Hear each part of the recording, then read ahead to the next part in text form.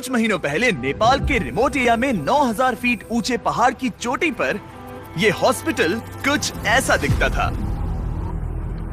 इतनी दूर रहने की वजह से इस कम्युनिटी में बिजली नहीं है, मतलब स्थानीय डॉक्टर्स अच्छे मेडिकल इक्विपमेंट तक नहीं पहुंच पाते और अक्सर उन्हें सिर्फ टॉर्च और बहुत ही बेसिक टूल्स का इस्तेमाल करके अंधेरे में सर्जरीज और कॉम्प्लेक्स मेडिकल प्रोसीजर्स परफॉर्म करनी पड़ती हैं। बेहतर देखभाल की जरूरत पड़ने पर एक बेहतर मेडिकल फैसिलिटी तक पहुंचने में घंटों लग सकते हैं। इन प्रॉब्लम्स की वजह से कई मौत और मिसकैरेजेस भी हुए हैं। तो हमारे long term partners give power, जिनके साथ हम अपने पिछले 3 बीस फिलैंथ्रोपी वीडियोस में काम कर चुके हैं, उन्होंने डैन और डैरेन को इस समस्या का हल ढूंढने में मदद करने के लिए खोलोग्विन की यात्रा पर चलने को कहा, जहां उनका धूमधाम से स्वागत किया गया पृथ्वी पर सबसे खूबसूरत जगहों में से एक में। पहली सुबह डैरेन की मुलाकात संजय नाम के एक स्थानीय गिव पावर इंजीनियर से हुई, जिसने उसे नीरा के बारे में एक दुखद कहानी सुनाई। उस गांव की एक महिला जिसने ठंड के मौसम में मेडिकल फैसिलिटीज और इक्विपमेंट की कमी के कारण अपने बच्चे को खो दिया था। उसे सबसे करीब के बर्थिंग सेंटर तक बारिश में चल के जाना पड़ता था और क्योंकि बर्थिंग सेंटर दूर था, इसलिए वो सेंटर तक नहीं पहुंच सकी और उसे बच्चे को खोना पड़ा। और सरकारी फंडिंग की कमी के कारण इस अस्पताल को कम से कम 2030 तक बिजली नहीं मिलेगी। अगर अस्पताल अच्छी बर्थिंग फैसिलिटी के साथ चालू होता तो फिर मामला पूरी तरह से अलग होता। डैरेन जानते थे कि हमें जल्दी कुछ करना होगा ताकि ऐसा दोबारा ना हो, तो वो मेलिसा से भी मिले, ग्रीन प्रोग्राम की फाउंडर, जो इस विशाल प्रोजेक्ट को पूरा करने में मदद करने के लिए ढेर सारे स्टूडेंट्स और वॉलंटियर्स को लेकर आई। जब मैं छोटी थी, मैं मलेशिया में अपने परिवार से मिलने गई। वहाँ मैंने पहली बार समंदर देखा और समंदर तट से जुड़ी चट्टानों को देखा और तब मुझे पहली बार यह एहसास हुआ कि अगर हमें लोगों को प्रकृति की खूबसूरती दिखाने का मौका मिले तो ऐसा करके हम उनके अंदर ऐसा भाव जगा सकते हैं कि जिनसे वो भी प्रकृति की रक्षा करना चाहे। तो हमने अनिवार्य रूप से दुनिया भर से ऐसे छात्रों को लिया है जो सच में अच्छा प्रभाव डालने की परवाह करते हैं और आने वाली पीढ़ियों का परिचय दुनिया की खूबसूरती के साथ कराने में सक्षम होना ऐसा तरीका है जो वाकई में दुनिया को बेहतर जगह बना सकता है। संजय और मेलिसा से मिलने के बाद डैरेन काम करने के लिए और भी ज्यादा इंस्पायर्ड हो गए थे। हम सोलर पैनल्स और बैटरीज लगा रहे थे ताकि अस्पताल को बिजली मिल सके। साथ ही इस कम्युनिटी की सेवा के लिए हम उन्हें इक्विपमेंट्स दे रहे थे, जिससे एक सेफ और मॉडर्न बर्थिंग सेंटर बन पाए। ठीक है, हम पहले दिन के लिए तैयार हैं। 3, 2, 1 टीम काम पर लगने के लिए बेहद एक्साइटेड। ये कंप्लीट करने के बाद हम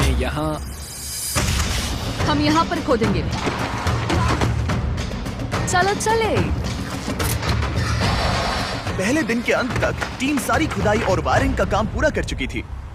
Your future? लेकिन इस गांव के लोगों के बारे में कुछ तो बात है। उनकी प्रामाणिकता, उनके दोस्तानेपन और उनके खुलेपन ने मुझे कुछ ही दिनों में ऐसा एहसास करवाया जैसे मैं उनके परिवार का ही हिस्सा हूँ। जैसे ही हम इस घर की ओर बढ़े, कोई अंदर भागा और उसने आग जलाई और वहाँ से धुआं निकल रहा था। हमें नहीं पता कि क्या हो रहा है, लेकिन वो हमारे लिए चाय बना रहा था। ये अदरक वाली हिमालयन काली चाय है और मैंने अपनी पूरी जिंदगी में इससे बढ़िया चाय कभी नहीं पी। यही यहाँ की संस्कृति है। ये लोग वाकई में बहुत काइंड और वेलकमिंग है और हम जहाँ भी जाए वो हमारा ख्याल रखना चाहते हैं। उन्होंने हमारे लिए अपने घरों के दरवाजे खुले रखे हैं। इन्होंने हमें रहने के लिए एक कमरा दिया ताकि डैन और मैं यहाँ आराम कर सकें। लेकिन कंस्ट्रक्शन शुरू होने के कुछ ही समय बाद डैन बीमार महसूस करने लगे। मुझे बहुत ज्यादा बीमार महसूस हो रहा है, तो मैं पास ही के अस्पताल में चेकअप करवाने जा रहा हूँ। इसका मतलब वो खुद ही एक्सपीरियंस कर पाएंगे कि इलाज करवाने के लिए इतनी दूर जाना कितना मुश्किल होता है। जैसा कि आप देख सकते हैं, यहाँ पर सब कुछ लॉक्ड है और ये कड़वी सच्चाई है। अगर आप आसपास के किसी गांव में गंभीर रूप से बीमार हैं, तो आपको अपने सबसे नजदीकी हेल्प सेंटर पहुंचने के लिए भी 7 घंटों की यात्रा करनी पड़ेगी। खुशकिस्मती से वहाँ पर एक नर्स थी जो उनका चेकअप कर पाई। ये है कारुणा, जो स्थानीय कस्बे खोला गाँव में एक नर्स है। ये मेरी चेकअप करने आई है। लेकिन क्योंकि बिजली नहीं है, इसीलिए वो सिर्फ बेसिक चेकअप ही कर पाई। वो इस नतीजे पर पहुंची कि डैन की तकलीफ है गाटी। हाँ, मुझे गाटी हुआ है, जो एक दुर्लभ नेपाली बीमारी है। दरअसल ये मामूली सर्दी जुकाम है। लेकिन इतने बड़े कम्युनिटी के लिए अक्सर इससे भी ज्यादा सीरियस केसेस होते हैं, जिनके लिए इमीडिएट और कॉम्प्रिहेंसिव ट्रीटमेंट की जरूरत होती है, जो कि अवेलेबल नहीं है। इस प्रोजेक्ट पर सब कुछ निर्भर था। टीम पहले से ही दबाव महसूस कर रही थी, इसलिए जब तक डैन आराम करता, टीम ने काम जारी रखा।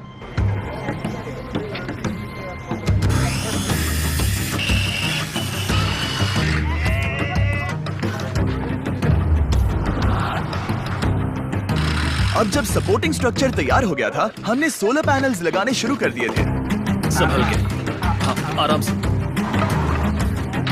टीम की कड़ी मेहनत के कारण हम स्केड्यूल के आगे थे, तो डैरन ने संजय के बारे में और जानने के लिए समय निकाला। जब मैं ऊपरी हिमालय में काम कर रहा था और उपकरणों की मरम्मत कर रहा था, तो हमें पता चला कि इस गांव में बिल्कुल भी बिजली नहीं है। और जब हम यहाँ पहुँचे तो मैंने देखा कि एक बच्चा सोया था और वहाँ एक लकड़ी के बॉक्स में आग लगाई गई थी।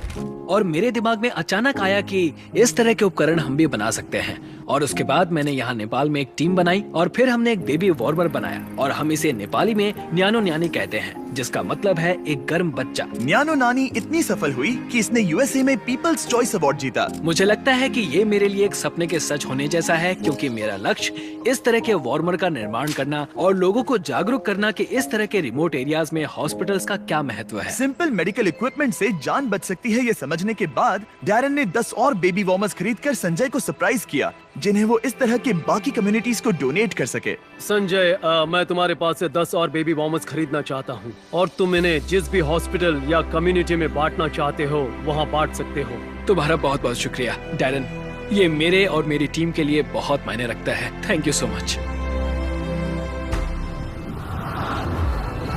सिर्फ एक दिन बचा था, हम कंस्ट्रक्शन पूरा करने के बहुत करीब थे और पूरी टीम आखिरी सोलर पैनल पर साइन करने के लिए एक साथ आई।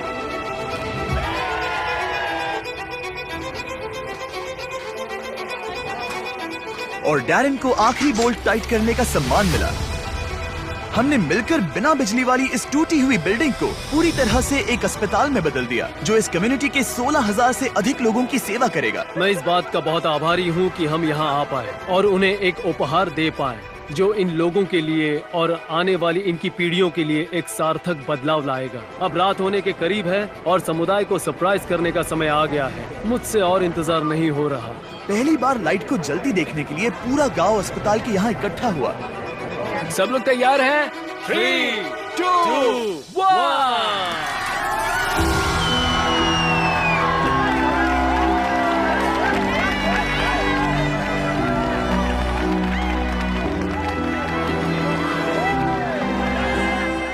किसी कम्युनिटी में पहली बार रोशनी जलते देखना एक बहुत ही खूबसूरत एहसास है, और इससे इस समुदाय के साथ शेयर करने में मुझे बहुत अच्छा लगा। अगली सुबह संजय ने नीरा को वापस अस्पताल बुलाया ताकि वो उसे अपने बेबी वार्मर्स के साथ सभी नए इक्विपमेंट्स भी दिखा सके। आज उसके अंदर एक उम्मीद जागेगी कि जिस दौर से वो गुजरी उससे किसी और को कभी गुजरना नहीं पड़ेगा। वो इस बर्थिंग फैसिलिटी के लिए बहुत खुश है। आखिरी सरप्राइज से पहले मैं इस वीडियो के स्पॉन्सर्स को थैंक यू कहना चाहता हूँ। दुनिया का सबसे टेस्टी स्नैक, नहीं फीस्टेबल्स नहीं, केलॉग्स। सिर्फ अभी के लिए क्योंकि वो हमारी मदद कर रहे हैं। आज से 31 जून 2024 तक केलॉग्स माइनक्राफ्ट के साथ मिलकर आपको इस तरह के exclusive character creator items free में दे रहे हैं, जैसे कि एक कैमल हैट, एक एक्सोलॉटल हैट और एक cherry blossom dress. In game इस्तेमाल करने के लिए केलॉग्स सीरियल के स्पेशली मार्क्ड बॉक्सेस को खरीदने पर, जैसे कि ये Kellogg's Froot Loops, Frosted Flakes, Apple Jacks और कॉर्न पॉप्स। गोल है तीनों कैरेक्टर क्रिएटर आइटम्स को जमा करना, और इस सब के साथ साथ माइनक्राफ्ट और केलॉग्स ने आर्बर डे फाउंडेशन के साथ पार्टनरशिप की है। आर्बर डे वही फाउंडेशन है जिसकी मदद से हम टीम ट्रीज बना सके, और वो यूएसए में जरूरत के कारण 2.5 लाख पेड़ लगा रहे हैं। ये कमाल की बात है। और जानने के लिए डिस्क्रिप्शन में दिए गए लिंक पर क्लिक कीजिए, सारे टर्म्स और कंडीशंस देख लेना। ओके फीस्टेबल्स, इसके लिए माफी चाहता हूँ, लेकिन लोगों की मदद के लिए करना पड़ता है। थैंक यू केलॉग्स वीडियो को स्पॉन्सर करने के लिए। अब वीडियो कंटिन्यू करते हैं। संजय से बात करने पर हमें पता चला कि भले ही वो नेपाल से हैं, लेकिन वो कभी एवरेस्ट पर नहीं गया, और इस विशाल पर्वत को देखना हमेशा से उसका सपना रहा है। इसीलिए आखिरी सुबह हमने उसे एक सुनहरे मौके के साथ सरप्राइज करने का फैसला किया। हम एवरेस्ट के इतने करीब आए हैं तो वहाँ जाना तो बनता ही है। हम संजय को एवरेस्ट पर वहाँ तक ले गए जहाँ तक हेलीकॉप्टर हमें ले जा सकता है। हवा की कमी के कारण डैरन, डैन और संजय वहाँ सिर्फ 2 मिनट ही बिता सके, क्योंकि उसके बाद उन्हें ऑक्सीजन की कमी से हाइपोक्सिया हो सकता था। डैरन और मैं आज तक कभी एक साथ इतनी ऊंचाई पर नहीं आए हैं। मुझे तो यकीन ही नहीं हो रहा। एवरेस्ट को देखकर संजय भावुक होकर अपने घुटनों पर आ गया। मैं बहुत खुश हूँ। यहाँ आना मेरे लिए एक सपने की तरह था। और एक बार फिर से मैं हमारे पार्टनर्स गिव पावर और ग्रीन प्रोग्राम को ये सब के लिए शुक्रिया करना चाहूंगा। ऑब्वियसली ये प्रोजेक्ट बनाने में बहुत मेहनत लगी, तो अगर आपको इसके बारे में और जानना है तो डैन ने इसका बिहाइंड द सीन्स वीडियो बनाया है, जिसका लिंक डिस्क्रिप्शन में मिल जाएगा। 20 फिलैंथ्रोपी शूट्स पर पर्दे के पीछे ये सब होता है। मजे करो। इसे ऐसे क्लैप करो, समझे? मैंने देखा है कि आप वीडियो खत्म होने से पहले ही चले जाते हो, तो इस बार बैकग्राउंड में कैट वीडियो चलेगा। ताकि मैं बोलता रहूं और आप बस सुनते रहे। इस वीडियो से आने वाला एड रेवेन्यू और जनरल रेवेन्यू दोनों का 100% बीस फिलैंथ्रोपी को जाता है। तो इस वीडियो को देखने से ही आप लोगों की मदद कर रहे हैं। प्लीज जाकर और वीडियोस देखो और अभी के अभी सब्सक्राइब करो, या तुम्हें लोगों की मदद नहीं करनी।